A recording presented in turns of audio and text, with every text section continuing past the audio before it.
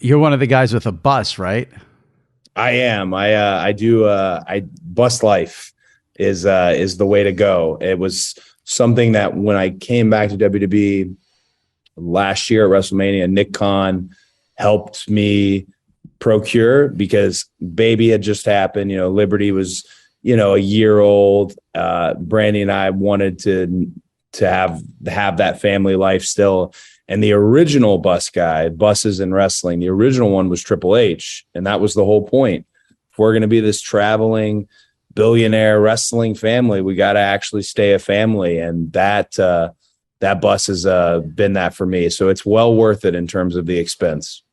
So it's funny. I feel like I'm cheating on Roman a little bit because Roman always comes on this podcast before the big events, and obviously now I got the opponent of Roman. And the last time he was on, we talked about the bus, and I told him we give the fans want to see a little like behind the scenes video on Instagram, whatever, of the bus. We want to see the buses that you guys travel. And he said, maybe when he's winding down, he would do that. But I don't know. Can we get a little video of the bus from you, or I can give a little sneak peek of my bus, but I can also tell you this, and you mentioned Roman. I have seen my bus, of course. I haven't really looked at others. I saw some photos from my driver of what his looks like. And that is a real, I wish I hadn't seen it. His is the Ritz-Carlton in terms of on wheels. It is, obviously he's been the champ for 3 years. I can't blame it for that being the case, but definitely felt a little differently about mine after seeing that. Mine has a lot of charm, though. A lot of charm. So, yeah. Well, yes, let's do a compare. I mean, if they have MTV Cribs, they should, WWE.com should have a show where they, do the buses for sure. Oh, my gosh. Don't give them any ideas because, like, just now, look there's a camera over here, .com, the documentaries team, WWE. If there's something to film, they'll film it and they'll find it. All right, good. Phil, I remember Roman. I have a terrible memory, and the last time he was on was a couple of months ago, and he talked about some of the things on the bus, and it sounded pretty ridiculous. So I believe what you're saying there. When you now you said Triple H was the original bus guy. I thought it was John Cena. Oh so no. Okay, so it's Triple H. Okay, Triple H was the original bus guy, and I actually got to drive John around during I think at the time.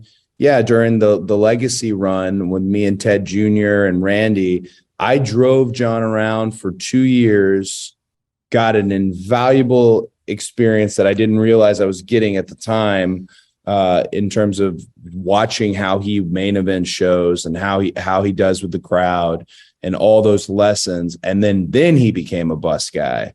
And after that, the locker room leaders, they got to be in the locker room. Once they're on these buses, you lose them a little bit. Somebody else has to step up and fill that role. But yeah, that's become a thing. That's like a rite of passage in the industry when the bus happens. If you win, will you feel any extra pressure as the champion based off of how WWE has built up Roman for the last, whatever it is, 3, 4, 5 years, the streak, the whatever it is, 1,000 days with the title. I mean, even just, his entrances on SmackDown are these epic things. He's got Heyman with him, which I'd love to get into that for a minute too. But given how much this has been built up, if you win that match and then you're the face of the company, is that extra pressure?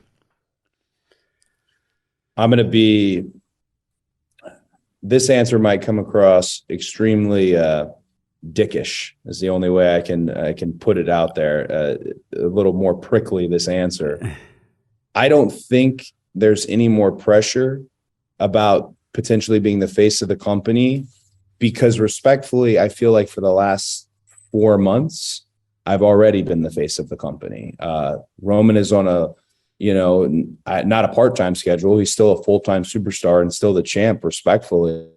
But I make every town, every city. I've already felt like the face of the company since perhaps even Hell in the Cell, even while I was injured. And maybe that's just currently WWE seeing this new shiny toy that's come back and they put the American Nightmare everywhere. But I'd say it's working because we've had some unbelievable nights in terms of the WWE audience. If you've never been to a show, is unique in that it's a very family-based audience. You know, you've got a dad with 2 kids, and that dad was probably one of those kids, 20 years ago with his parents. And we're just, I don't want to be tacky, but if you look through the first 4 rows, there's a lot of belief in what I'm doing, and it's visible, and all the measurables are there saying that this is working. So no, I would feel the same amount of pressure I already feel now, to answer your question, because you can ask every single market rep who works for WWE. You can ask every member of upper management. Not only do I ask them how we're doing, how we can do better, what we do last time, what we do per head.